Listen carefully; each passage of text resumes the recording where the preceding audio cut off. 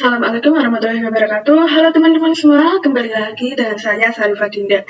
Pada kesempatan kali ini kita akan melanjutkan pembelajaran kita di Mikrotik MTJNA. Kita sudah memasuki bab yang ke-13, yaitu failover dan load balance. Nah, langsung saja kita akan materi yang pertama, yaitu konsep failover dan load balance. Failover dan load balance merupakan metode yang digunakan ketika kita memiliki dua jalur internet atau mudahnya memiliki jalur internet dengan menggunakan dua jalur ISP. Sebagai contoh, teman-teman bisa perhatikan gambar di samping.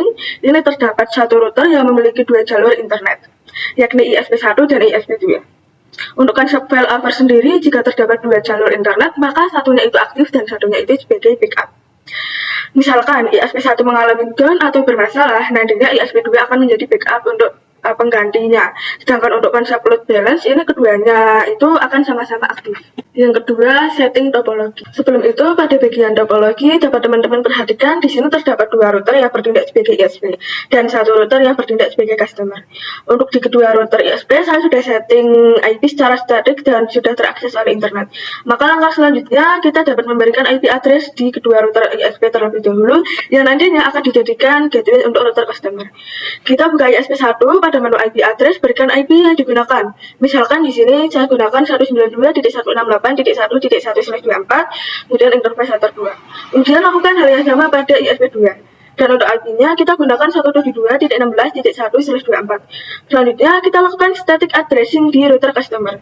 Kita berikan IP yang mengarah ke adressator terlebih dahulu atau yang terkoneksi dengan ISP1.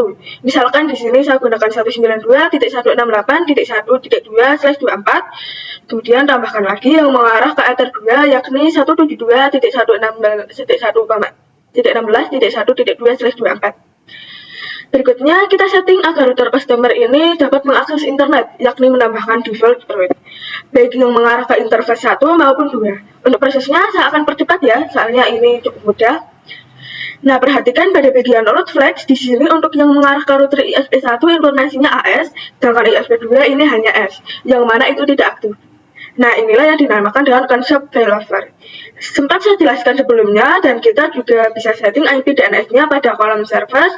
Ini kita berikan 888 agar nantinya kita bisa ping ke domain google.com. Jika sudah, kita bisa ke new terminal untuk ping google.com. Nah, perhatikan di sini ia sudah berhasil. Di sini dapat teman-teman perhatikan pada topologi terdapat dua VPC yang belum terkoneksi. Maka di sini kita bisa lakukan konfigurasi. Nah, yang pertama kita akan lakukan konfigurasi bridge, yaitu menyatukan Ether 2, Ether 3, dan Ether 4. Selanjutnya kita ke menu IP address untuk menambahkan IP di interface bridge. Di sini saya akan berikan 10.10.10.1/24. Kemudian kita setting DHCP servernya untuk interface bridge.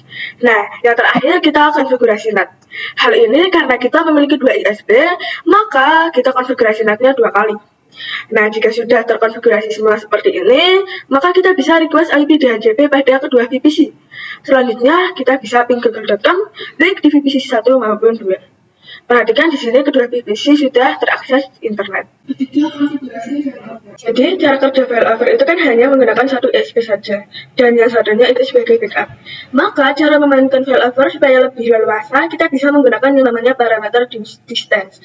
Nah, distance ini digunakan untuk mendeskripsikan parameter ataupun nilai parameter routing yang diprioritaskan. Jadi semakin besar nilai distance tersebut, maka semakin tidak diprioritaskan. Langsung saja kita implementasikan. Kita bisa lihat di sini yang aktif adalah ISP1. Maka di sini saya akan coba ubah parameternya menjadi lebih besar, sehingga nantinya yang aktif adalah ISP2. Di sini kita coba ubah di ISP1. Misalkan di sini digitalnya saya ubah hingga 10. Perhatikan di sini untuk jalur internetnya akan langsung berpindah ke ISP2. Namun jika distance-nya sama, maka Mikrotik akan by default menentukan prioritas yang akan digunakan.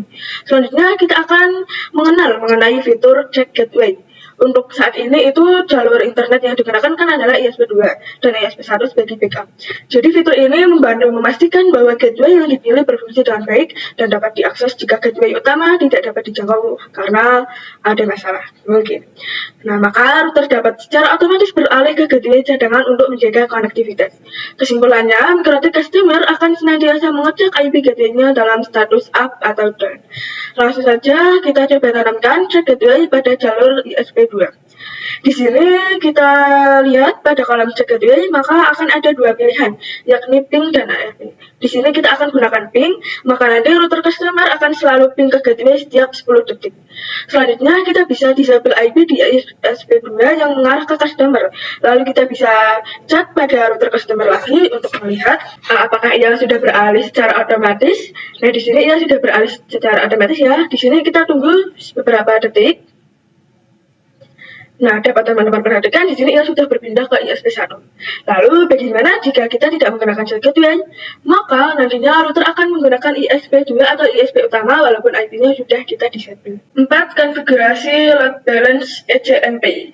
Di sini saya akan langsung konfigurasikan saja karena load balance menggunakan dua jalur ISP, maka kita bisa aktifkan kembali IP yang ada di ISP2.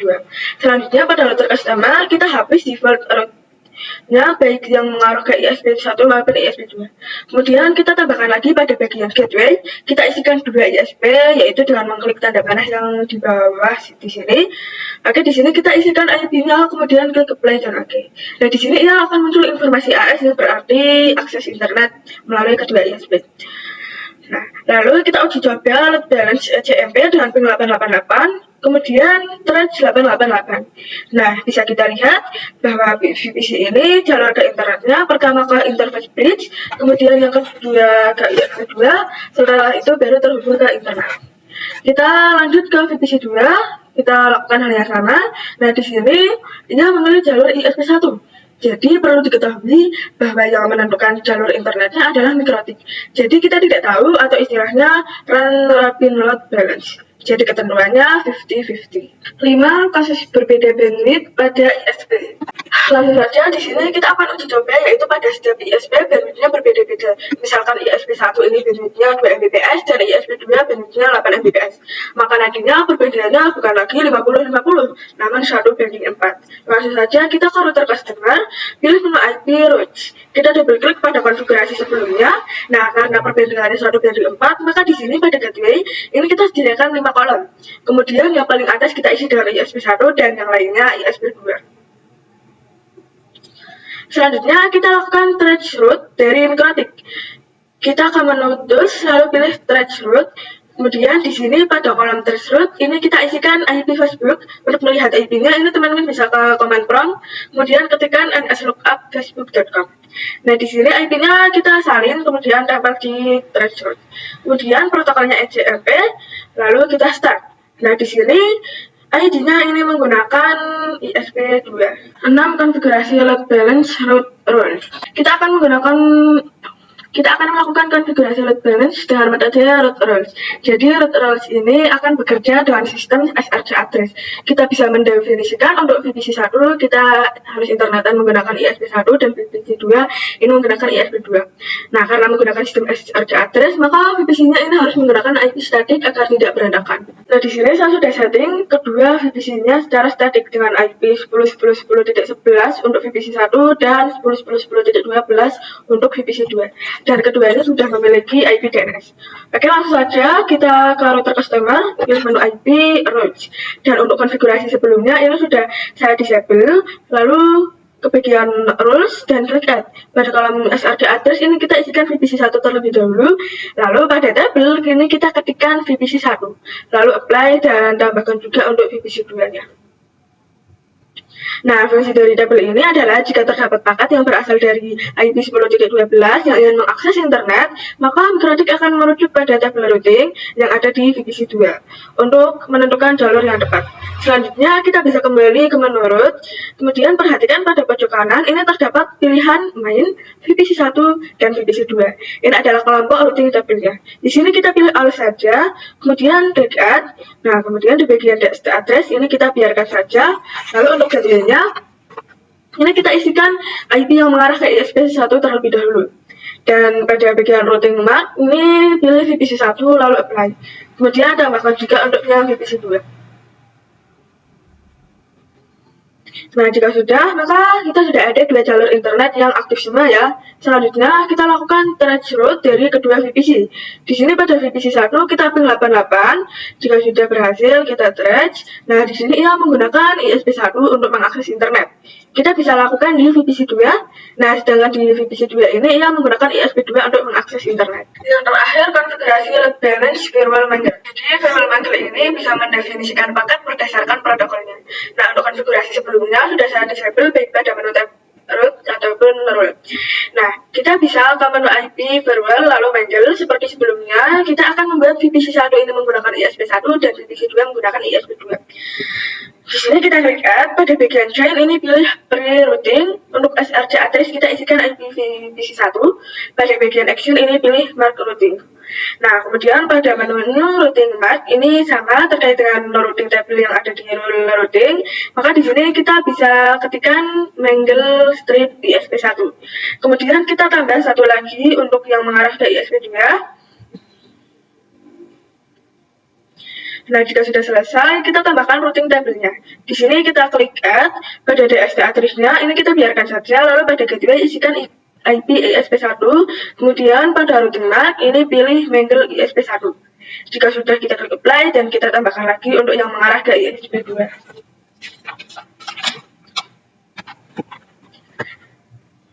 Nah, jika sudah, ini kita lakukan trace route di kedua VPC. Pada VPC 1, ini kita bisa ping 888 dulu, kemudian trace 888.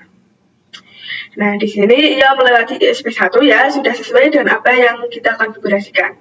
Kita bisa lakukan hal yang sama di VPC 2. Nah, dapat perhatikan di sini ia juga terhubung sudah sesuai dengan apa yang sudah kita konfigurasikan sebelumnya. Oke teman-teman, sampai di sini dulu pembelajaran kita 13 kali ini. Kurang lebihnya saya mohon maaf, terima kasih. Sampai jumpa di video selanjutnya. Bye-bye, assalamualaikum warahmatullahi wabarakatuh.